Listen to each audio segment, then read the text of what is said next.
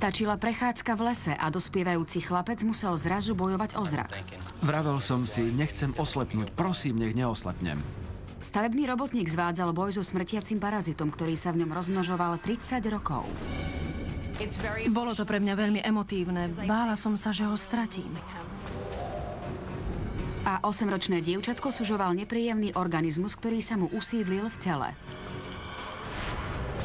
Mala som pocit, ako by sa mi niekto snažil vytrhnúť vnútornosti. 3 hrôzostrašné parazity, ktoré majú spoločnú jednu zničujúcu stratégiu. Preniknú do hostiteľovho tela a neskutočnou rýchlosťou sa začnú množiť.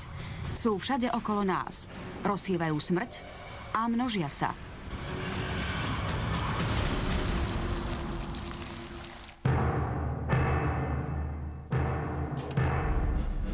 Červy, ktoré neuvidíte voľným okom. Krvilačný hmyz. Mikroskopická améba. Možno vyzerajú neškodne, ale patria medzi najnebezpečnejšie tvory. Dokážu ovládnuť naše telo a zablokovať imunitný systém. Sú to parazity. Keď nás napadnú, stávajú sa z nich Votrelci v našom tele. Množiace sa parazity. Parazity sú organizmy, ktoré žijú v alebo na tele iných organizmov. Tie nazývame hostitelia. Patria k najstarším a najúspešnejším formám života na Zemi. Aby parazity prežili ako všetky ostatné organizmy na našej planéte, aj oni sa potrebujú množiť. Všetky organizmy sa potrebujú rozmnožovať a parazity nie sú výnimkou. Jeden z dôvodov, prečo potrebujú hostiteľa, je, že práve v jeho tele sa môžu množiť. Hostiteľský organizmus poskytuje rastúcemu parazitovi potravu a úkryt. Ak je však množiacich sa organizmov na hostiteľovo telo priveľa, hostiteľovi hrozí smrť. Nie všetky parazity svojho hostiteľa usmrtia, mnohé však môžu spôsobiť trvalé poškodenie a, ako zistil aj jeden dospievajúci chlapec, hostiteľ sa môže nakaziť tými najjednoduchšími spôsobmi.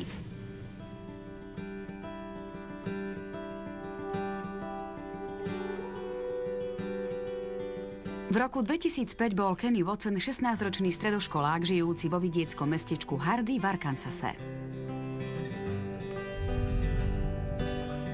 Chodil som do školy, potolkal sa s kamarátmi, flákal som sa. Skrátka, bavili sme sa, ako sa dalo. Každý deň sme nejako prežili a snažili sme sa strpieť školu, aj keď nás pobyt v nej veľmi netešil. Kenny žil so svojou mamou Dianou. Kennedy je absolútne bezstarostný chlapec. Rád si z ľudí uťahuje. Môj syn je známy tým, že neustále vymýšľal rôzne hlúposti, triky a spôsoby, ako si z niekoho vystreliť. Ide mu to naozaj skvele. Kennyho šťastný a spokojný život však mala zahaliť temnota.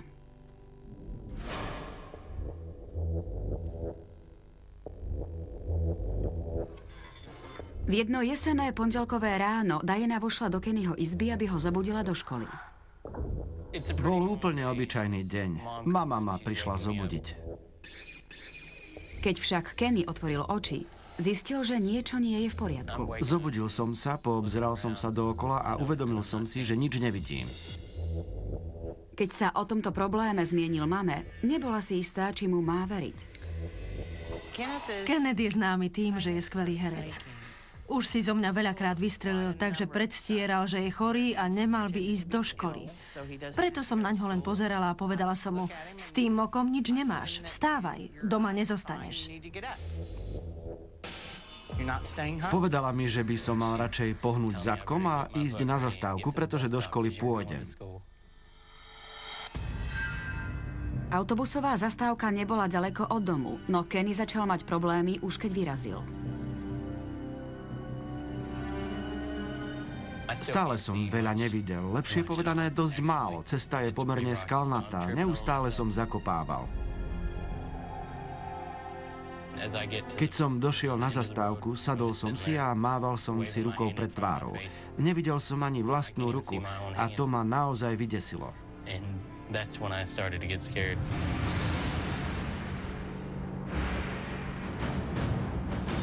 Kenny takmer nič nevidel. Otočil sa a vrátil sa domov. Keď sa tam objavil, jeho matka nebola nadšená. Rozčúlila som sa. Spýtala som sa ho, čo tu robíš? Prečo nečakáš na autobus?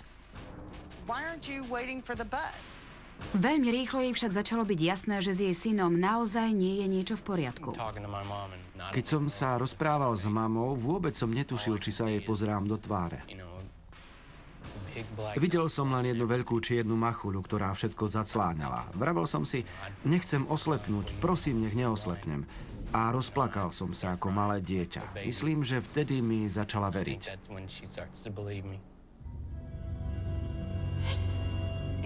Plakal. Doslova ho zalievali slzy. Môj syn nikdy neplače, ak nejde o nejaký naozaj vážny problém. Pomyslela som si, možno to naozaj nehrá.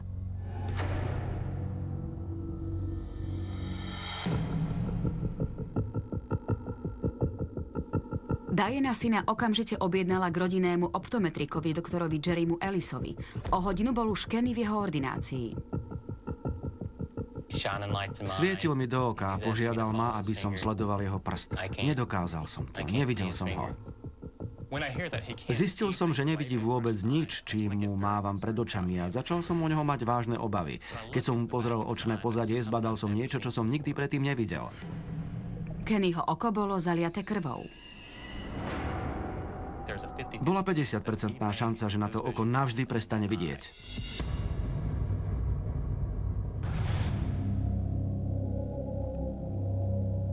Čakala som tam celá vydesená. Netušila som, čo sa to s mojím synom deje. Doktor Ellis oznámil Kennymu a jeho mame, čo zistil.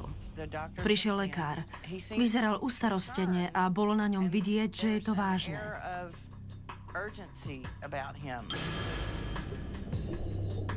Keď mi povedal, že mi krváca oko, začal som sa báť ešte viac.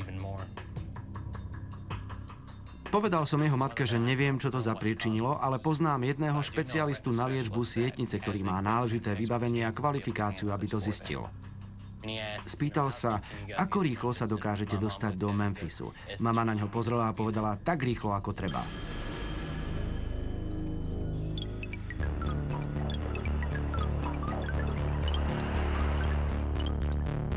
Diana s Kennym sa ponáhľali k špecialistovi na liečbu sietnice, no na záchranu Kennyho zraku už mohlo byť príliš neskoro. Memphis je vzdialený vyše 240 kilometrov. Museli sme tam ísť ešte v ten deň, okamžite. Bolo to šialené, desivé, strašné. Snažili sme sa ísť čo najrýchlejšie. Normálne trvá cesta 3 hodiny, my sme to zvládli za 2. Bol to bez debaty najbláznivejší deň v mojom živote. V tom momente som bol naozaj pripravený na najhoršie.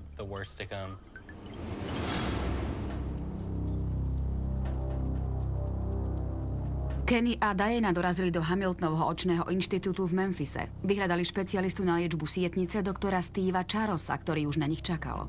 Okamžite Kenny mu vyšetril oko. Pri vyšetrení sme zistili poškodenie, ktoré malo dve charakteristiky. V prvom rade sme objavili krvný vačok a zvyčajne normálna sietnica, ktorá by ho mala obklopovať, bola popredkávaná množstvom bielých čiar. Doktor Charles ukázal obrázky Diane a Kennymu.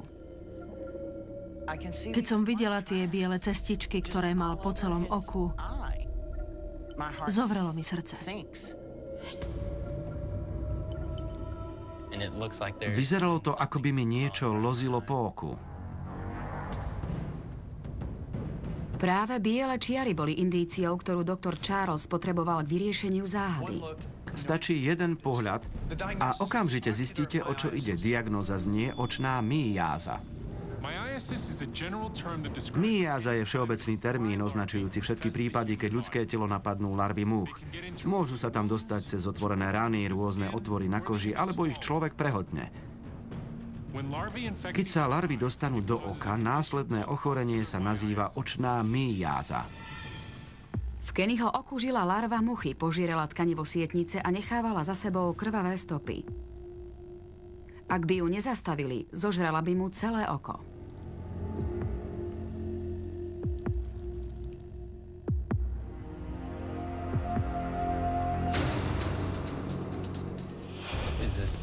Robíte si srandu? Nemôžem mať predsa v oku larvu. Doktor Charles Kennymu a Diane povedal, že už nemajú veľa času. Larva oko poškodzuje. Keď dôjde k priveľkému poškodeniu, pacient navždy stratí centrálne videnie. Môj syn by mohol na to oko celkom oslepnúť. Bolo strašné pomyslieť, čo by mohlo môjmu dieťaťu reálne hroziť. Existoval jediný spôsob, ako parazita zastaviť. Operácia. Poriadne ma to vydesilo. Je strašné, keď vám v 16 hrozí slepota.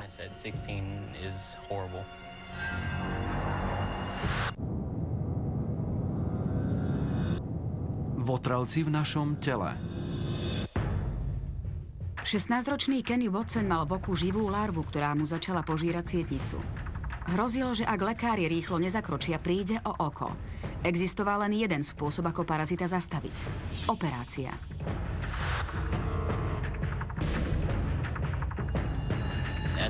V tom čase som bol naozaj pripravený na najhoršie. Keď lekári pripravovali Kennyho na operáciu, jeho matke Diane nezostávalo iné, len sa prizerať. Vedela som, že sa bojí a to zas desilo mňa. Každý rodič nerád vidí strach svojho dieťaťa. Vraveli mi, čo a ako budú robiť. Prichádzali sestričky. Mama mi povedala, uvidíme sa, keď sa vrátiš. Posledná vec, ktorú som môjmu synovi povedala, keď ho odvážali, bola, že ho ľúbim. Pozerala som sa za ním a čakala, kým ho neodviezli z chodby. Potom, keď ma už nemohol vidieť, som sa rozplakala. Veľmi som sa bála. V operačnej sále mal doktor Charles čo robiť, aby larvu, ktorá Kennymu požírala sietnicu, našiel. Krvácanie v oku mu ju totiž úplne znemožňovalo nájsť. S istotou sme vedeli, že mu masívne krvácanie blokuje centrálne videnie. Krvácanie však neblokovalo len pacientovo videnie, ale aj náš výhľad a znemožňovalo nám tú larvu nájsť. Pomocou špeciálnej trubičky chirurgovia odsali prebytočnú krv a konečne im nič nebránilo v hľadaní parazita. Larva bola extrémne malá, asi ako väčšia kvapka vody. Doktor Charles parazita odstránil, no na záchranu Kennyho zraku už mohlo byť príliš neskoro. Keby larva centrálne videnie príliš poškodila, mohlo dôjsť k jeho trvalej strate.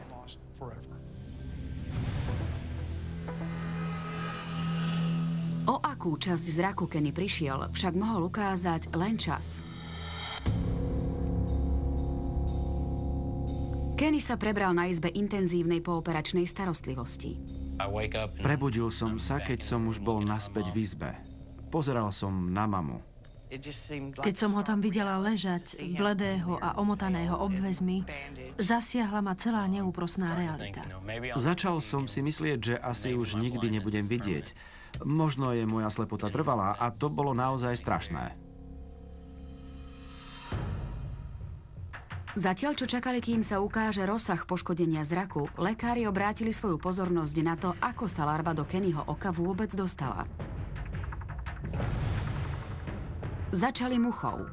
Dospelé muchy zvyčajne kladú vajíčka do mäsa mŕtvych živočíchov. Z vajíčok sa vyliahnú larvy, ktoré žerú rozkladajúce sa mäso. Potom zalezú do pôdy a o 2 týždne vylezú ako dospelé muchy pripravené na rozmnožovanie. Lekári sa teda Kennyho opýtali, či v poslednej dobe prišiel do kontaktu s nejakou muchou. Vtedy mi to došlo. Spomínam si, ako som 2 týždne predtým šiel do školy, vonku bol pekný deň a zrazu bác. Do oka mi vletela mucha. Doktor Charles predpokladá, že skôr než Kenny muchu vybral, zniesla vajíčko, z ktorého sa vyliahla larva a začala mu požierať oko.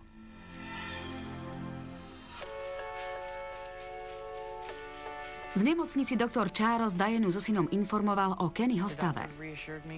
Lekár ma upokojil, že larva synové oko nepoškodila trvale. Poriadne sa mi uľavilo. Oko ma síce poriadne bolelo, ale hlavne, že som znovu videl. Keď parazita odstránili, Kenny sa celkom zotavil. Dnes s pomocou okuliarov opäť normálne vidí. To, že to skončilo len pri okuliaroch, považujem za veľké šťastie. Po tom, čo som prežil, už viac neberiem zrak ako samozrejmosť.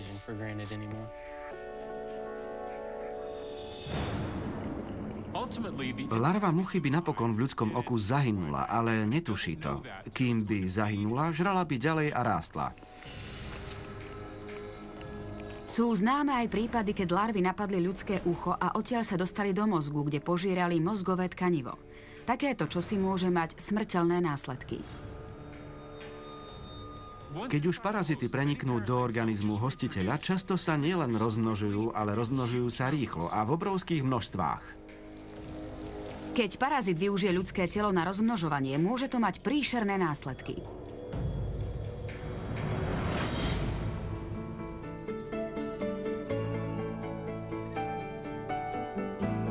Anna Mora s 2 dcérami Nicole a Veronikou a manželom Franciskom žila v predmestskom Roselle v New Jersey.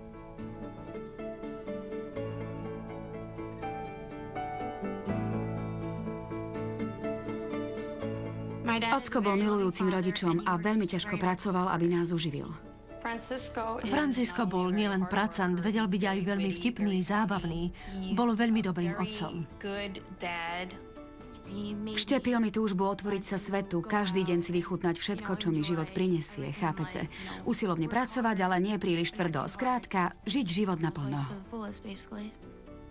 Perfektný život tejto rodiny sa však mal čo chvíľa zrútiť a zmeniť na hrôzostrašnú nočnú moru, ktorú spôsobila parazitická infekcia. Apríl 2006. Anna prišla domov z práce a našla Francisca ležať na gauči.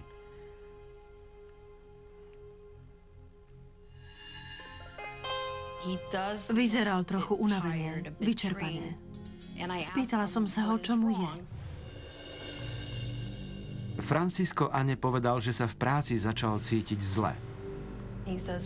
Povedal, že ho bolí spodná časť chrbta a bolesť mu vyžaruje až do nohy. Toto sa na ňo nepodobalo. Nikdy sa nesťažoval, že ho niečo bolí. Keďže šlo o ostrú bolesť vyžarujúcu až do nôh, vravela som si, že zrejme pôjde o zaseknutý nerv. Usúdila som, že by mal zájsť za chiropraktikom. Anna manželovi dohodla stretnutie s chiropraktikom, ktorý mu prezrel chrbát. Chiropraktik povedal, že Francisco má skrivenú chrbticu. Spravil mu niekoľko masáží a odporúčil rôzne cviky.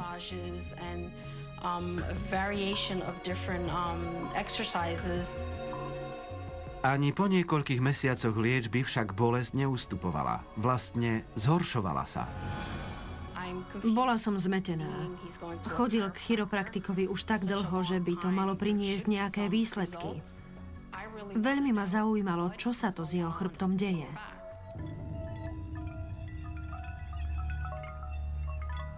Francisca poslali na počítačovú tomografiu. Výsledky odhalili niečo, čo nikto neočakával.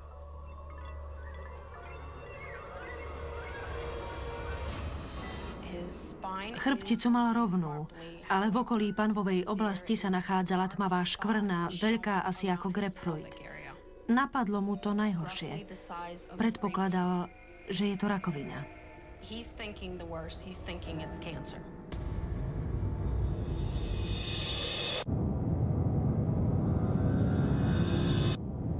Votrelci v našom tele. Anna Mora sa dozvedela príšernú správu, že jej manžel Francisco má v panve útvar veľkosti grapefruitu. Vedela však, že musí byť silná. Kvôli svojej rodine. Snažila som sa byť ako skala, byť mu oporou. Vravela som mu, že bez ohľadu na to, čo to bude to musieť prijať. Ale mala som veľké obavy. Je to rakovina alebo nie? V ten večer Francisco s manželkou povedali novinu svojim dcéram. Pri večeri mi povedali, že ocko má tumor. Zdrvilo ma to. Zľakla som sa, že o neho prídem. Bola som vydesená, že ho možno navždy stratím. Veľmi som sa bála. Veronikov myšlienka, že môže prísť o otca, poriadne otriasla. Už nejaký čas sme plánovali oslavu mojich sladkých 16. Odjak živa som si na nich chcela zatancovať s ockom. To bolo asi to jediné, v čom som mala ohľadne toho večera jasno. A teraz som sa bála, že sa toho ani nedožije. Ale dostali jednu dobrú správu. Lekári sa domnievali, že nejde o životu nebezpečný nádor. Rozhodli sa sledovať jeho rast, aby zistili, či mení veľkosť. Zatiaľ Franciskovi predpísali lieky na zmiernenie bolesti. Čas bežal a Anna pozorovala, že stav jej manžela sa začína zhoršovať.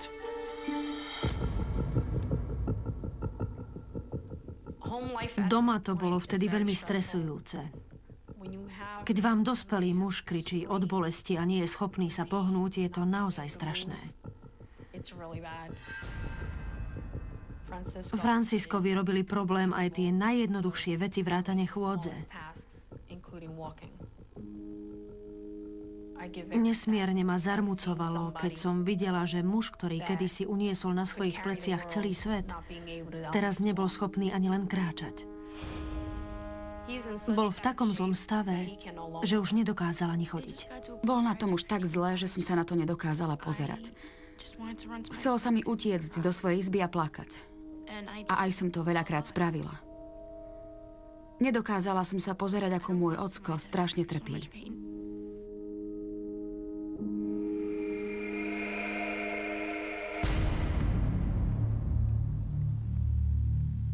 Raz, keď bola Anna v práci, zvonil telefón.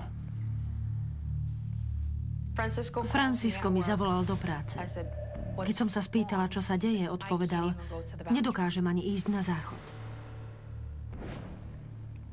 Anna, vydesená novým symptómom, sa ponáhľala domov za manželom. Keď tam prišla, to, čo zbadala, ju poriadne vydesilo.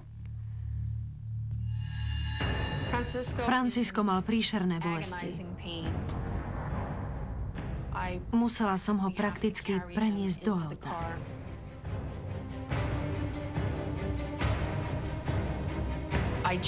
Zo všetkých síl som sa snažila zadržať slzy, aby nevidel, ako veľmi ma to trápi. V nemocnici mu lekári zaviedli katéter, aby uľavili močovému mechúru, no bolesť v chrbte sa neustále zhoršovala. Neskutočne ma trápilo, keď som videla, ako strašne trpí. Lekári Franciskovi proti bolesti podali morfín, no nestačilo to. Mal také veľké bolesti, že morfín vôbec nezabral. Lekári usúdili, že nádor zrejme rastie a blokuje mu močový mechúr. Od bolesti mu mohli uľaviť jedine tak, že nádorové bujnenie chirurgicky odstránia. Bol poriadne vydesený, veľmi nervózny. Obrátila som sa k nemu a povedala som, zobudíš sa a ja budem tu.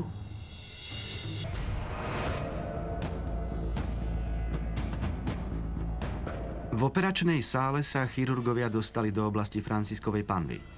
No keď prenikli k nádoru, praskol a začala z neho vytekať zvláštna čierna tekutina. Lekári poslali vzorku tekutiny do laboratória na rozbor. Výsledky analyzovala doktorka Kristina Coilová, odborníčka na infekčné ochorenia z Jacobiho medicínskeho centra v New Yorku. Keď som si prezrela správu z patológie a snímky z počítačovej tomografie, okamžite som vedela, o čo ide. Ani na chvíľu som nezaváhala. Šlo o nákazu parazitom zvaným Echinococcus granulosus. Nenachádzala som slová. Bola som zmetená a zdrvená. Čo tým myslíte? Že to nie je nádor? Že je to parazit? Echinococcus granulosus je druh parazitickej pásomnice. Pásomnica pečeňová. Keď sa tento parazit dostane do organizmu hostiteľa, vytvorí v niektorom z orgánov cystu, v ktorej sa množí, následkom čoho sa cysta zväčšuje. Táto obrovská echinokoková cysta spôsobuje hostiteľovi množstvo problémov. Keď rastie, tlačí na orgány a nervy a spôsobuje veľké bolesti. A ak praskne a jej obsah sa vyleje do tela, môže dôjsť k otrave alebo dokonca smrti hostiteľa. Francisco mal parazitickú cystu pripojenú na panvovú kosť. Odstrániť ju bolo pre chirurgov takmer nemožné. Dalo sa to vyriešiť jedine tak, že odstránia kosť, čo by preňho znamenalo ochrnutie. Doktorka Coilová teda Franciskovi predpísala dávku antiparazitických liekov. Dúfala, že parazita usmrtia a poradia si aj s toxínmi z prasknutej cysty. Kým Anna a Francisco čakali, či lieky zaberú, trápila ich jedna pálčivá otázka. Ako sa parazit do Franciskovho tela vôbec dostal? Pásomnica pečeňová žije v dospelosti v tenkom čreve psa. Tam nakladie vajíčka, ktoré pes vylúči spolu s trusom. Ak ich požije iné zviera, napríklad ovca, dostanú sa jej do tráviacej či obehovej sústavy a vytvoria cysty. Keď ovca zahynie a zožerie ju ďalší pes, stáva sa hostiteľom novej generácie parazitov. No ak jedlo alebo vodu znečistenú psími výkalmi, kontaminovanými týmto parazitom požije človek, nakazí sa on. Keď Anna lekárom povedala, že Francisco vyrastal na portugalskom vidieku, okamžite vedeli, ako došlo k nákaze. Lekár nám povedal, že predpokladajú, že sa Francisco nakazil ešte ako malý chlapec. Vypil alebo zjedol niečo kontaminované zvieracími výkalmi.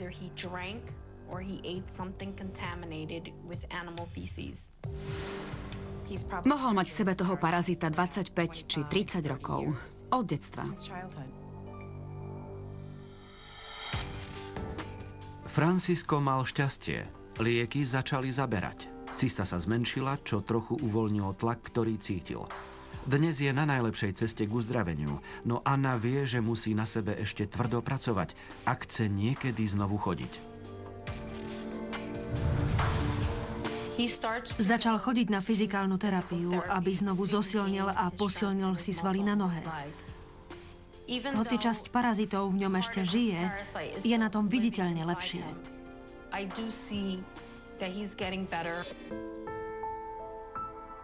Jeho dcére Veronike však zostal ešte jeden nesplnený sen. Zatancovať si s otcom na svojich sladkých 16-tinách, oslave 16. narodenín. V deň mojich sladkých 16 som bola veľmi šťastná už len z toho, že tam ocko vôbec bol. Myslela som si, že sa toho nedožije. Francisco je veľmi rád, že žije a môže tu naďalej byť pre svoju rodinu. Je úžasné, že som mohol byť na oslave jej 16. narodenín. Bolo to veľmi emotívne.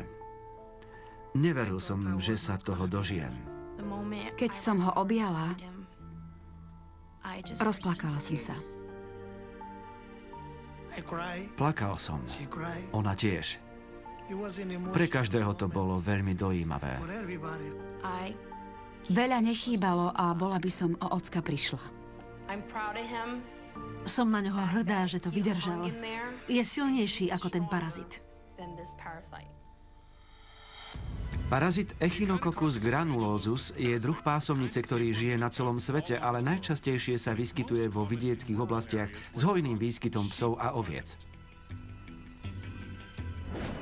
Napríklad v Spojených štátoch zaznamenali len 1000 prípadov nákazy človeka. Aby sa cestovatelia do vidieckých oblastí Európy vyhli nákaze pásomnicou pečeňovou, mali by si dávať pozor na dodržiavanie náležitých hygienických opatrení, umývať si pravidelne ruky a vyhýbať sa neumytým potravinám. Nákaza pásomnicou pečeňovou sa nevyskytuje často. Sú však parazity, ktorým sa dá vyhnúť oveľa ťažšie.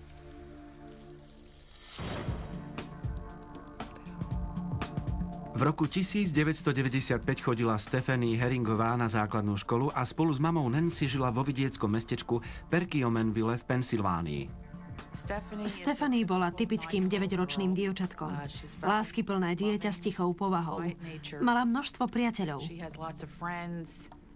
Rada som chodievala do školy, pretože som tam mohla stretnúť všetkých kamarátov, ale mala som rada aj vyučovanie, bola som čistá jednotkárka.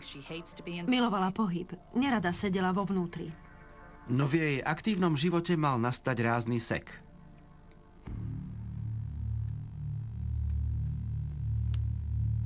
Keď raz ráno Nancy viezla Stephanie do školy, jej dcéra sa začala cítiť zle. Veľmi ma bolelo brucho, bola to strašná bolesť. Nutkalo ma navracanie, ale nebola to bežná bolesť žalúdka ako pri črevnej chrípke. Vedela som, že niečo nie je v poriadku.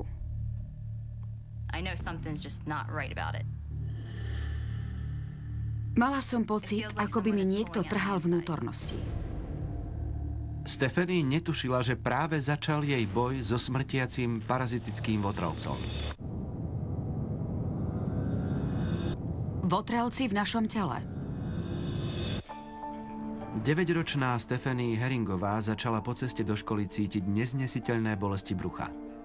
Keď dorazili, Stephanie už bolo tak zle, že tam odmietla ísť. Nechcela ísť do školy. Povedala som, dobre, otočíme sa a vrátime sa domov. Ak sa ti to v krátkom čase zlepší, priveziem ťa späť. Keď sme prišli domov, mama mi povedala, aby som si šla ľahnúť na gauč a trochu si odýchla. Dúfala som, že ma to brucho prestane bolieť a budem sa môcť vrátiť do školy. Nerada som vymeškávala, chcela som byť s kamarátmi. Čo však bolo na príčine týchto bolestí? Premýšľala som, či sme večer predtým nemali na večeru niečo, čo by jej podráždilo žalúdok, ale mali sme len klasické kurča so zemiakmi, nič mimoriadne. Nancy predpokladala, že jej dcéra má len nejaké zažívacie problémy a dala Stephanie tekuté antacidum.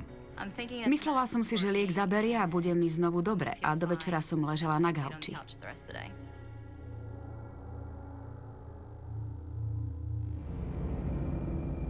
O 3 dni sa Stephanie vrátila do školy a obedovala v jedálni.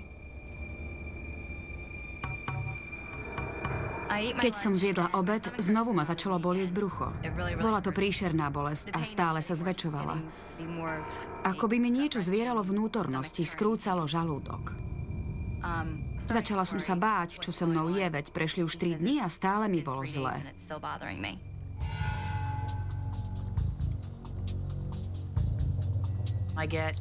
Volali mi zo školy. Školská ošetrovateľka mi oznámila, že Stephanie je v jej ordinácii a plače, že ju strašne bolí brúško. No čo jej bolesti brucha spôsobilo, ostávalo stále záhadou. Nemala žiadnu horúčku, nebolela ju hlava, nemala hnačku. Bola som úplne zmetená. Nevedela som prísť na príčinu, prečo ju to brucho tak bolí. Nancy Stephanie znovu ospravedlnila zo školy. Ako matka som jej chcela pomôcť, aby sa cítila lepšie, ale nedarilo sa mi to. Nasledujúce ráno sa Stephanie bolesti brucha ešte zhoršili.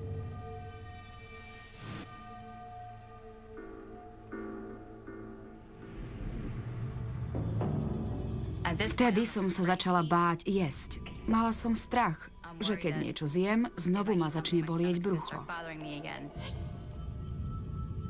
Nancy, znepokojená zdravotným stavom svojej céry, znovu obrátila svoju pozornosť na to, čo jej dcéra je. To brucho ju bolelo, keď sa najedla. Muselo to byť teda spojené s jedlom. Zmenila som jej stravu. Nastolila som prísnu diétu. Dávala som jej nekorenené, ľahko stráviteľné jedlá. Neskôr som jej začala dávať už len čisté hrianky a ovsenú kašu, ale brucho ju stále bolelo. Nezlepšovalo sa to, nič sa nemenilo.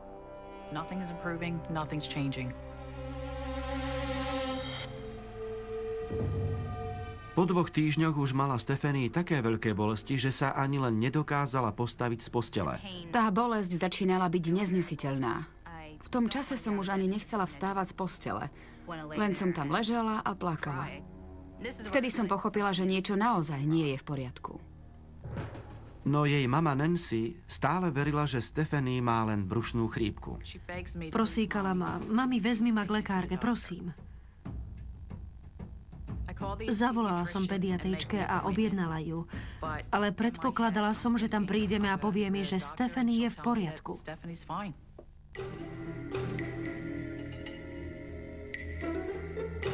V ordinácii začala Stephanie pediatričke vymenúvať všetky symptómy. Vravela som lekárke, že ma to bolí, ako by mi niekto trhal vnútornosti. Že nemám chuť ani vstať z postele, nechcem jesť. Bojím sa, že keď sa najem, tak ma bude brucho bolieť ešte viac. Lekárka ju vyšetrila, ale nenašla žiaden problém. Ja som si však bola istá, že vo vnútri nejaký problém je. Cítila som to. Lekárka mi povedala, aby som jej ďalej dávala antacidum, pokračovala v diete a počkáme, či to ustúpi. Doktorka mame povedala, že je všetko v poriadku. Pre istotu však lekárka odobrala Stephanie vzorky moču a stolice a dala spraviť rozbory. Mama ma teda vzala späť domov.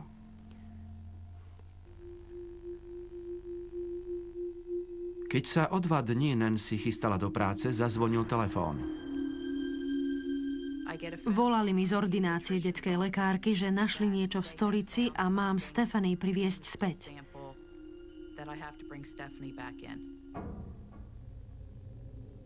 Keď vám niekto povie, že našli niečo v tele vášho dieťaťa, mysľou vám prebehne všeličo.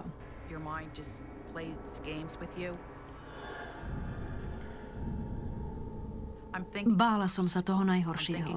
Myslela som si, že moja dcéra má rakovinu. Zavolala lekárka a požiadala nás, aby sme sa vrátili do ordinácie. Veľmi som sa zľakla. Ešte nikdy som nepočula, že by šlo o niečo pozitívne, keď niekomu zavolá lekár, aby sa vrátil.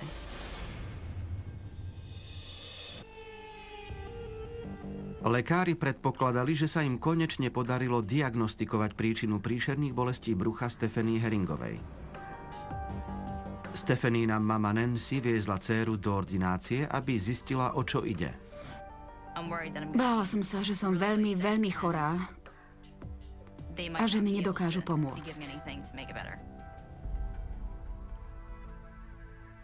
Vravela mi: Mami, hovorila som ti, že so mnou niečo nie je v poriadku. Hovorila som ti, že to nie je dobré. Veľmi som sa trápila, že som príšerná matka, ktorá nepočúva svoje dieťa, keď jej vraví, že mu je zlé. A zároveň som si kládla otázky. Čo ak má rakovinu? Má nejaký problém s črevami? Netušila som, čo si mám o to myslieť.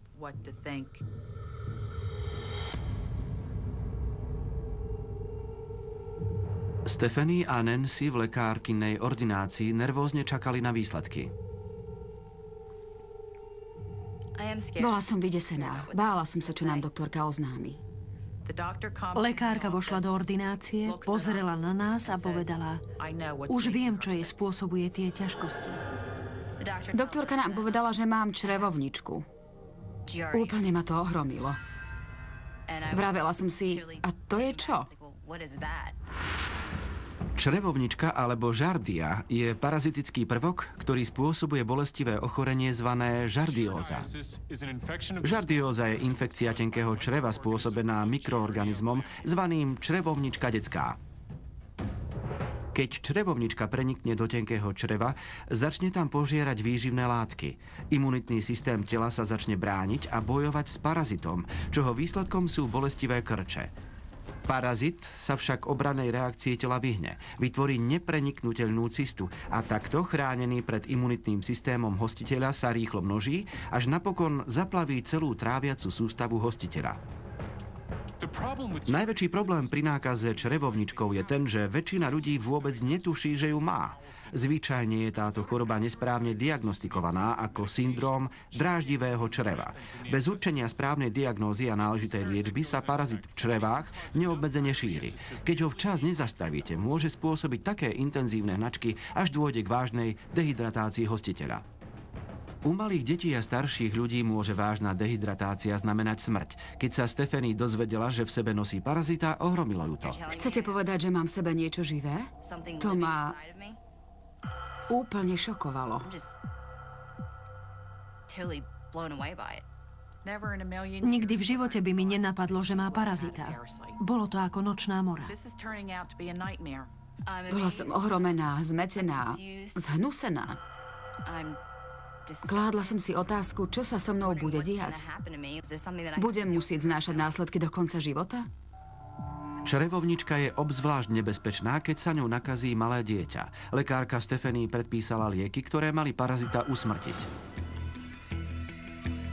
Čakali, kým lieky zaberú a zatiaľ sa lekári snažili prísť na to, ako a kde sa Stephanie parazitom nakazila. Črevovnička začína svoj životný cyklus v sladkej vode ako cysta. Tu požije menší cicavec ako napríklad bobor, v ktorého čreve parazit opustí cystu a začne sa rozmnožovať.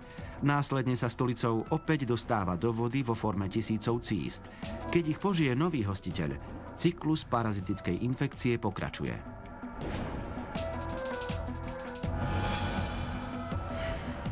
Črevovnička sa rozmnožuje veľmi rýchlo, stačí niekoľko císt a vznikne populácia niekoľkých tisícov parazitov. Črevovnička sa množí tak efektívne práve vďaka tejto rozmnožovacej stratégii a je jedným z najúspešnejších ľudských parazitov na našej planéte.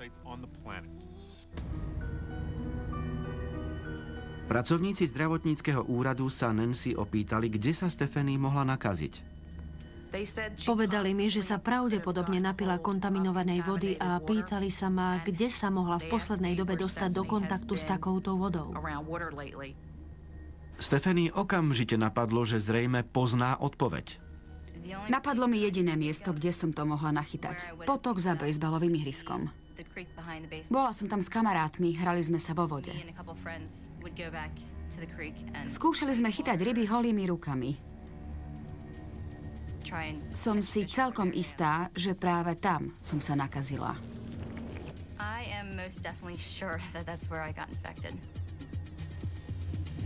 Lekári súhlasili, že sa parazitickým prvokom pravdepodobne nakazila, keď požila kontaminovanú vodu z potoka neďaleko domu. Stephanie ďalej brala lieky a po 3 dňoch jej mama Nancy spozorovala výraznú zmenu. Po 3 dňoch liečby vyzerala úplne zdravo. Vrátila sa k svojmu bežnému životu a bolo to. Už sme s tým nikdy viac nemali problém. Stephanie sa celkom zotavila, no jedna vec bude jej matku trápiť navždy. Mám trochu výčitky, že som Stephanie nepočúvala. Mala som si uvedomiť, že ona svoje telo pozná lepšie a keď vraví, že sa necíti dobre, tak jej naozaj niečo je.